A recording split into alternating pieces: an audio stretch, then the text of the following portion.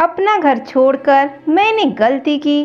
शकुंतला जी अपना बैग जमा रही थीं। ले देकर 3-4 साड़ियाँ और एक तुलसी की माला और कुछ धार्मिक किताबें लेकर जा रही थीं। शकुंतला जी के पास अब ज़्यादा कुछ बचा नहीं था। जो भी था वो बेटे ने हथिया लिया था। आज वो बेटे और अपने स्वाभिमान के बीच पिस कर रह गई थी। राजेश बेटा, मैं चलती हूँ, तू ऑटो बुला ले। राजेश थोड़ा सा उत्तेजित होकर बोला, माँ, आप इस तरह हमें छोड़कर कैसे जा सकती हैं? आप यहीं रहेंगी, मैं आपको जाने ना दूंगा। पत्नी पायल ने भी चाशनी में शब्दों को डुबोकर कहा, तुम अपनी माँ को नहीं, एक खाना बनाने वाली आया को रोक रहे हो। ये सुनते ही राजेश की बोलती बंद हो गई। मम्मी जी, मुझे उस दिन के लिए माफ़ कर दीजिए। आपको यहाँ कोई दुख तकलीफ है? नहीं, कोई तकलीफ नहीं है, बस सांसारिकता से मन उचट गया है। मेरी एक सहेली वृंदावन के आश्रम में रहती है, मुझे भी उसी के पास जाना है। अंतिम दिनों को तसल्ली से बिताना चाहती हूँ, शकुंतला देवी ने फिर से कहा। शकुंतला देवी की गांव में हरी भरी गृहस्थी थी, घर में उनकी ही चलती थी। साक्षात अन्नपूर्णा के समान वो चौका संभालती थी। घर पर जो कोई आए तो कभी भूखा नहीं जाता था। एक ही बेटा था, उसकी भी परवरिश बहुत अच्छे से की, अच्छे संस्कार दिए और उसकी वक्त रहते शादी कर दी। शकुंतला देवी के पति कैलाशनाथ एक सरकारी स्कूल में टीचर रहे थे। रिटायरमेंट से कुछ वक्त पहले ही उनका हृदयाघात से निधन हो गया। अचानक आई इस विपदा ने शकुंतला देवी को तोड़कर रख दिया। महीनों तक वो बेसुध रही। गांव में राजेश ज्यादा तो रह नहीं सकता था। उसने गांव का घर बेचकर शहर में ही शकुंतला देवी को बुला लिया। गांव के घर का अधिकांश सामान पुराना था, उसे भी बेचकर उसकी रकम भी डकार गया। अनपढ़ शकुंतला देवी के लिए पढ़ी लिखी बहू के साथ सामंजस्य बैठाना सरल नहीं था। कैलाशनाथ का सारा रिटायरमेंट का पैसा भी माँ को मक्खन लगाकर राजेश ने हड़प लिया और शहर में एक घर खरीद लिया। अपने बेटे के मोह में उलझी शकुंतला देवी ने बिना कुछ जाने और समझे बिना हर कागज पर अंगूठे का निशान लगा दिया। राजेश की पत्नी पायल को घूमने फिरने और बाहर खाने का चस्का था। वो रसोई कम ही बनाती थी, वो भी शकुंतला देवी ने संभाल ली। कैलाशनाथ जी को आधी पेंशन आती थी, उसे भी राजेश कभी शकुंतला देवी के हाथों में नहीं रखता था। अपनी ज़रूरतों को पूरा करने के लिए उन्हें राजेश को कहना होता था, आपको पैसों की क्या ज़रूरत है, हम आपको खाना पीना सब तो दे रहे हैं। राजेश गुस्से से बोलता तो वो चुप्पी साध लेती। धार्मिक महिला होने के कारण उनका दान पुण्य करने का मन भी बहुत करता। जब वो उसके लिए राजेश को कहती तो माँ, ये सब ढोंग करने की क्या ज़रूरत है, भगवान का नाम घर पर ही ले लो, उसके लिए इतना पैसा बर्बाद करने की क्या ज़रूरत है। बच्चों की पार्टी, घूमने फिरने पर होने वाले खर्च कभी फालतू नहीं होता था। बस शकुंतला देवी कुछ कह देती तो वो उन्हें खर्च व्यर्थ ही लगता था। सब कुछ शकुंतला देवी को होते हुए भी उनके हाथ बन गए थे। राजेश और पायल पार्टी और क्लब हाउस के कार्यक्रम में व्यस्त रहते थे। दोनों के बच्चे को भी शकुंतला देवी ही संभालती थी। दोनों को वक्त पर दूध देना, खाना देना, स्कूल से आते ही उनके कपड़े बदलना, शाम को नीचे पार्क में घुमाने ले जाना, ये सब काम अपने पोते पोतियों के लिए खुश होकर करती थी। पायल अपनी किटी मूवी और सहेलियों के साथ लगी रहती थी। उस दिन घर में किटी थी। पायल की सभी सहेलियां आई हुई थीं। शकुंतला देवी अंदर नाश्ता तैयार कर रही थी। तभी पायल की सहेली ने पूछा कि तूने नई खाना बनाने वाली रखी है क्या?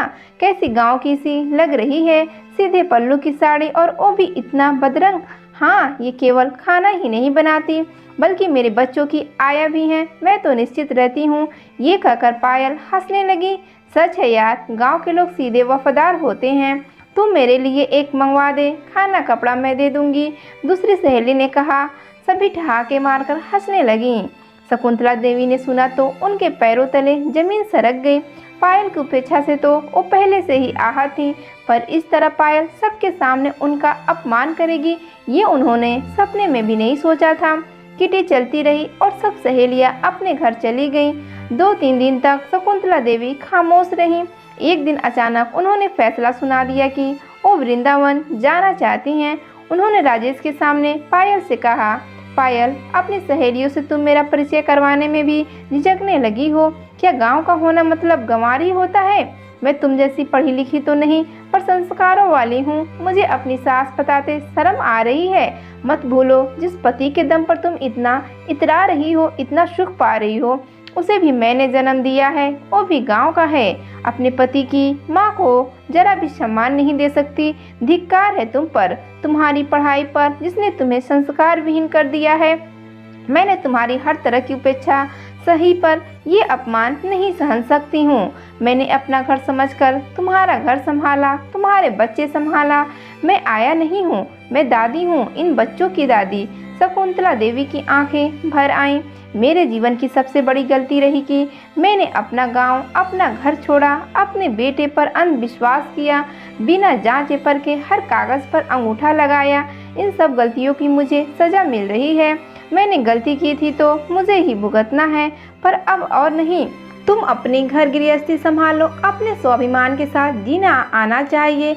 शुरू से मैं दब्बू और संकोची रही, कभी अपने बारे में सोचा ही नहीं। सदैव सबका सम्मान किया। मेरा भी स्वाभिमान इस तरह छलनी होगा, कभी सोचा न था। तुम्हारे पास रहकर यही सीखा है कि कभी अपना ठिकाना नहीं छोड़ना चाहिए। अपने हाथों में अपना पैसा होता है तो बच्चे भी सम्मान करते हैं। अब मुझसे इतनी बड़ी गलती हो गई तो हो गई। राजेश, खाना पीना तो तू देता था बेटा, पर माँ को प्यार सम्मान भी चाहिए। बिना मान सम्मान के बुजुर्ग मुरझा जाते हैं, क्योंकि उनके मन आहत हो जाते हैं। तूने मुझे कभी वक्त नहीं दिया, बहू ने काम करने की मशीन समझा। मैं तेरी माँ और इसकी सास तो रही ही नहीं। तुम दोनों ने मेरे सीधेपन का फायदा उठाया, मेरे दान पुण्य पर रोक लगाई। तुम्हारे पिताजी की पेंशन कभी हाथों में लाकर नहीं दी, मुझे हर तरह से मजबूर कर दिया। मैं अब अपनी गलती सुधार रही हूँ। तुम्हारे पिताजी की पेंशन मुझे मिलती रहेगी।